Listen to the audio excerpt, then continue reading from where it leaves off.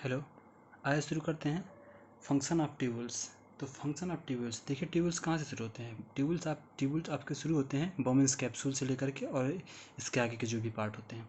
तो बोमेंस कैप्सूल के आगे क्या होता है, ये इतना आपका मेलपिगियन बॉडी है। मेलपिगियन बॉडी पे क्या होता है, यहाँ पे आपका वो फिल्ट्रेशन होता था, ग्लोमेरुलर फिल्ट्रेशन। तो ग्लोमेरुलर फिल्ट्रेशन यहाँ हो गया, उसके बाद फिल्ट्रेट यहाँ आया है। तो आपको बताए थे फिल्ट्रेशन का आगे का पार्ट 99% आपका रीएब्जॉर्ब होता है। तो आइए देखते हैं, अब जितना भी पार्ट रीएब्जॉर्ब होता है वो आपका ट्यूब्यूल्स में कंप्लीट होता है। तो आइए देखते हैं ट्यूब्यूल्स में कहाँ कहाँ क्या क्या होता है। तो आइए देखते हैं आपका पीसीटी लेवल पे क्या होता है। पीसीटी लेवल पे क्या होता है, कौन कौन सी आपकी चीज़ मतलब यहाँ पे देखिए, इसमें क्या होते हैं, इसमें सिंपल कीबोर्डल ब्रश बॉर्डर इपिथेलियम पाई जाती हैं, जो कि इसके सरफेस एरिया को बढ़ाती हैं। ऐसे फिंगर लाइक प्रोजेक्शन पाए जाएंगे, मतलब यहाँ पे आपके जो भी हैं सिंपल कीबोर्डल ब्रश बॉर्डर इपिथेलियम पाई जाती हैं, जो इसकी सरफेस एरिया को बढ़ा देता है। जिस सरफेस एरिया बढ़ने से क्या होता है, ज़्यादा से ज़्यादा एब्जॉर्प्शन होने लगता है यहाँ पे जितने भी आपके न्यूट्रिएंट्स हैं और भी जो चीज़ें हैं, ठीक ना। अब आइए देखते हैं किस चीज़ का कितना होता है। तो 70 से 80% तक आपका इलेक्ट्रोलाइट यहाँ से एब्जॉर्ब हो जाता है। इलेक्ट्रोलाइट्स है और H2O है, ओके। और यहाँ पे कुछ आपके जितने भी इसेंशियल न्यूट्रिएंट्स होते हैं वो सब यहाँ से री एब्जॉर्ब कर लिए जाते हैं। और यहाँ पे देखिए पीसीटी हेल्प करता है आपका मेंटेन करने में, आयनिक बैलेंस करता है, पीएच बैलेंस, ये सब बॉडी के जितने आयनिक बैलेंस और पीएच बैलेंस करने में मेंटेन करता है।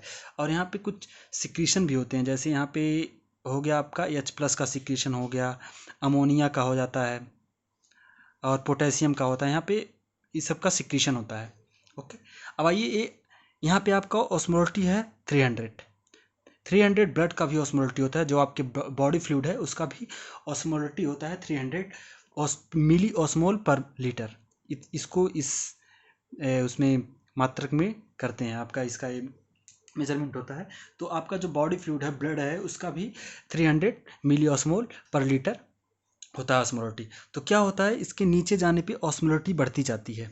यहाँ पे जो आपके वो पाए जाते हैं इंटरस्टिशियल सेल होते हैं, मेडुलरी इंटरस्टिशियल सेल, वहाँ पे आपका एक कंसंट्रेशन 1200 कि 800 1200, जैसे जैसे आप मेडुलरी रीजन पे जाते हैं वो बढ़ता जाता है कंसंट्रेशन, या ऑस्मोलेटरी बोल लें, ओके। आप ये सिंपल समझिए, यहाँ पे कंसंट्रेशन इसका बढ़ता जा रहा है, कंसंट्रेशन बढ़ता जा रहा है। तो यहाँ पे क्या हुआ, आपका इतना यहाँ पे रीएब्जॉर्ब हो गया है। तो यहाँ पे आ जाते हैं लूप ऑफ हेनले आता है। यहाँ पे लूप ऑफ हेनले का यह है डिसेंडिंग पार्ट होता है। तो लूप ऑफ हेनले का डिसेंडिंग पार्ट में आपका H2O परमिएबल होता है, मतलब H2O सिक्रीट करता है। और यहाँ पे आयन का सिक्रीशन बहुत नेग्लिजिबल अमाउंट में होता है, यहाँ पे मतलब एब्सेंट होता है, कोई भी आयन यहाँ पे रीअब्जॉर्ब नहीं होते हैं, यहाँ पे बस H2O का रीअब्जॉर्प्शन होता है। तो आइए देखते हैं, जैसे जैसे आप बढ़ते जाते हैं, ओके, यहाँ पे बढ़ते जाएंगे तो यहाँ पे इसमें तो Na+ भी है, और आपको बोले थे 70 से 80%, तो यहाँ 20% जो होते हैं इसके नीचे आपके जा रहे हैं H2O और Na आयंस। तो क्या होते हैं यहाँ पे रिलेटिवली, अगर आयंस के रिलेटिवली देखा जाए तो पानी ज़्यादा होता है। तो इसमें पानी ज़्यादा होता है, जो भी फ्लूइड है यहाँ पे आ रहा है, प्लाज्मा जो आ रहा है जिसमें प्रोटीन एब्सेंट है, तो ये प्लाज्मा नीचे जा रहा है। तो यहाँ पे क्या हो रहा है, यहाँ का जो आसपास का कंसंट्रेशन है वो बढ़ा हुआ है, आसपास का कंसंट्रेशन ज़्यादा है। तो आसपास का कंसंट्रेशन ज़्यादा है तो यहाँ पे पानी यहाँ से निकलने लगेगा, या H2O निकल के बाहर जाने लगेगा। ये क्या करेगा, यहाँ जो आसपास का कंसंट्रेशन ज़्यादा है इसको कम करने की कोशिश, अपने बराबर लाने की कोशिश करेगा। तो यहाँ पे क्या हो गया, यहाँ तक आते आते ये जो फ्लूइड है अंदर, ये भी इसका भी कंसंट्रेशन हाई हो जाता है, क्योंकि यहाँ सब पानी निकल चुका है, पानी निकल चुका है सब नीचे जाने पर। तो क्या होता है, इसकी भी कंसंट्रेशन बढ़ने लगती है। तो क्या होता है, यहाँ की कंसंट्रेशन बढ़ने लगती है तो हाइपरटोनिक हो जाता है, हाइपरटोनिक। यहाँ पे क्या रहता है, यहाँ पे आइसोटोनिक रहता है, आइसोटोनिक आइसोटोनिक रहता है, मतलब यहाँ का जो यहाँ का फ्लूइड है उसकी ऑस्मोलिटी और ब्लड की ऑस्मोलिटी सेम रहती है। लेकिन यहाँ पे जाके ब्लड की ऑस्मोलिटी, मतलब रिलेटिव कंपेरिजन कर रहे हैं हम ब्लड के रिलेटिव, तो यहाँ पे इस फ्लूइड का कंसंट्रेशन हाइपरटोनिक हो जाता है, क्योंकि यहाँ पे पानी निकल चुका है। यहाँ पे Na+ बचा है और उसके H2O बचा है। तो इसके जब इसको इसके असेंडिंग पार्ट में जाते हैं, लूप ऑफ हेनले के असेंडिंग पार्ट में, तो यहाँ पे H2O इनपरमिएबल होता है, मतलब यहाँ पे पानी का रीएब्जॉर्प्शन नहीं होता है, यहाँ पे बस आयंस का रीएब्जॉर्प्शन होता है, Na+, Cl-, इन्हीं सब का NaCl का रीएब्जॉर्प्शन होता है वहाँ पे। यहाँ पे बस इसी आयन का होता है। और यहाँ पे फिर आगे जाता है, फिर ये पहुँचता है DCT पे।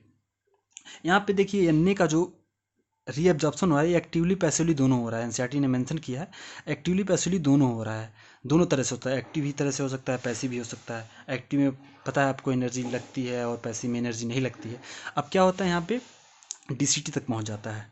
DCT पे जब पहुँचता है तो वहाँ पे कंडीशनल रीएब्जॉर्प्शन होते हैं, कंडीशनल रीएब्जॉर्प्शन होते हैं।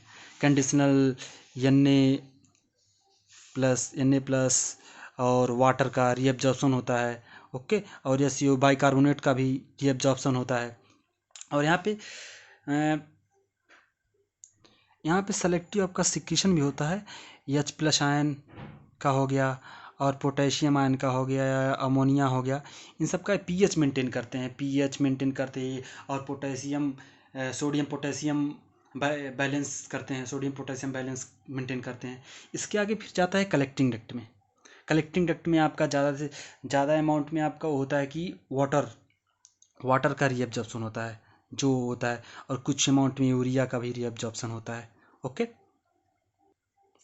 अब आइए देखते हैं कि यहाँ पे इसको मतलब कंडीशनल रीएब्जॉर्प्शन क्यों होता है। कंडीशनल रीएब्जॉर्प्शन मतलब जैसे आपका क्या हुआ, आपका NaCl यहाँ डिटेक्ट होता है, मैकुला डेंसा सेल पाई जाती है यहाँ पे। आपको बताया गया था कि जो आपकी जेजी अपरेटस होता है, जेजी अपरेटस में यहाँ पे इफ्रेंट और टिरोल की जो होती हैं रेनिन सिक्रीट करने वाली सेल होती हैं, और यहाँ पे मैकुला डेंसा सेल पाई जाती हैं।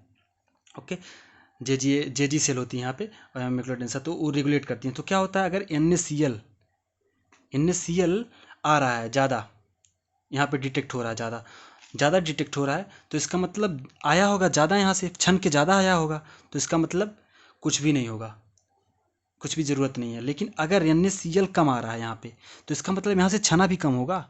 अगर यहाँ पे NaCl कम आ रहा है तो छना भी कम होगा। तो क्या मतलब कि यहाँ पे छना कम होगा तो मतलब यहाँ पे फ्लूइड कम आया होगा, मतलब ब्लड बहुत कम आ रहा है, ब्लड मतलब उसमें पानी नहीं है। ओके, तो ये पे कम आया होगा, इसीलिए छना कम है। तो क्या होगा, यहाँ पे आपकी जो मैकुला डेंसा सेल है वो डिटेक्ट करती है NaCl जब कम आता है, तो इसकी जब कम आता है तो ये डिटेक्ट करती हैं, फिर कंडीशनल रीअब्जॉर्प्शन करवाती हैं। जब ये फिर करती हैं रेनिन को, यहाँ पे जो एफरेंट आर्टिरोल है ये सब एक ही पास में होती हैं, ये वाली सेल पास में होती है, तो इसको सेंसेशन सेंड होता है। अब ये दोनों तीनों मिल के काम करती हैं। फिर रेनिन का सिक्रीशन होता है, तो एल्डोस्टेरोन आता है। एल्डोस्टेरोन क्या करता है, यहाँ पे ये Na+ का रीअब्जॉर्प्शन कराता है, जिसके साथ H2 का रीअब्जॉर्प्शन होता है, और मतलब आपका वाटर बैलेंस होता है। समझ में आया। ये मैकुला डेंसा है, ये डिटेक्ट करती हैं आपके Na और Cl को, और यहाँ पे एल्डोस्टेरोन सिक्रीट होता है, रेनिन सिक्रीट होता है जो एल्डोस्टेरोन को सिक्रीट कराता है। और एल्डोस्टेरोन क्या करता है, Na और Cl के रीअब्जॉर्प्शन को बढ़ाता है। Na और Cl का रीअब्जॉर्प्शन बढ़ने से क्या होता है, आपका H2O जो है उसका रीअब्जॉर्प्शन बढ़ता है। H2O का रीअब्जॉर्प्शन बढ़ता है, जिसके कारण आपका ब्लड जो है, ब्लड में H2O का कंसनट्रेशन बढ़ जाता है, मतलब H2O का वॉल्यूम बढ़ जाता है, जिससे आपका BP भी मेंटेन होता है। इसी से BP मेंटेन होता है, और यहाँ पे फिर छनेगा आराम से, मतलब ज़्यादा छन के आएगा। ओके, अब आइए देखते हैं एक और कॉन्सेप्ट है, काउंटर करंट मैकेनिज्म। तो काउंटर, देखिए ये जो आपका लूप ऑफ हेनले है, इसी के द्वारा आपका यूरिन कंसनट्रेटेड होता है, मतलब इतना कंसनट्रेटेड यूरिन आप स्क्रीट कर पाते हैं। और वासा रेक्टा होता है, तो वासा रेक्टा को हम पहले लेक्चर में ही आपको बता चुके हैं। ये आती है इफ्रेंट आर्टियोल, और यहाँ पे फिर आती है, ये नीचे जाती है, और इसमें ब्लड फ्लो देखिए ऊपर हो रहा है। यहाँ पे जो प्लाज्मा है वो ऊपर जा रहा है, जिसमें एब्सेंट है प्लाज्मा प्रोटीन, तो ऊपर जाता है, और ये ब्लड आता है नीचे आता है। तो ब्लड क्या होता है, पहले यहाँ पे इसका कंसंट्रेशन, ब्लड का कंसंट्रेशन उसका सेम कंसंट्रेशन आइसोटोनिक है, तो कोई दिक्कत नहीं। जैसे नीचे जाएगा फिर क्या जाता है, ये इंटर कर रहा है हाई ऑस्मोलर रीजन में इंटर कर रहा है। तो हाई ऑस्मोलर रीजन में इंटर कर रहा है तो उसको क्या चाहिए, मतलब इसको भी कंसंट्रेटेड होना पड़ेगा, हाईली कंसंट्रेटेड। तो क्या जो होता है, जो यहाँ पे Na निकले हुए हैं, Na और Cl निकले हुए हैं, तो इसके अंदर ये जाने लगते हैं। ओके, यहाँ पे इसके अंदर जाने लगते हैं।